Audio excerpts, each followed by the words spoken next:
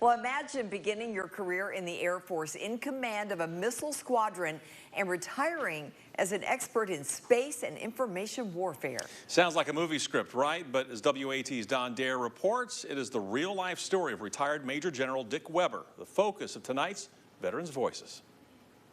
This is your graduation picture from the Air Force Academy? Yes. Dick Weber started his career as a cadet in Colorado at the U.S. Air Force Academy. He retired 35 years later as a Major General. Cyberspace operations and missiles were the focus of his exceptional service. I absolutely loved it. I loved the camaraderie. I loved the mission and the focus on attention to detail that you have to have in the nuclear business. I commanded at squadron level, group level, and wing level. Long before he assumed those commands, he learned that all things come to those who wait.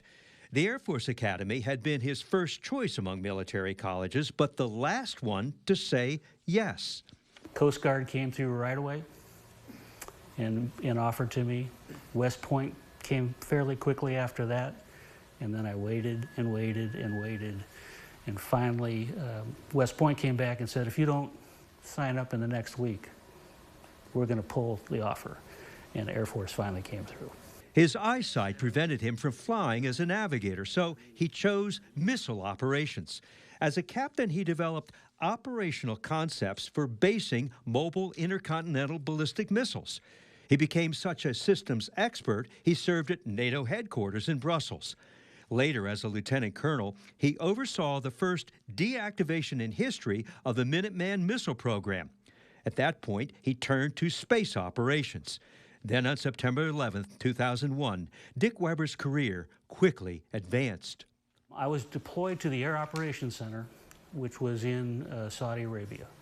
And my job was the Director of Space Forces. At that time, he was on the list to become a one-star brigadier general. So when I arrived, I was a colonel, and I pinned on, and this is kind of special, my promotion ceremony was on the combat ops floor during combat operations. It doesn't get any better than that.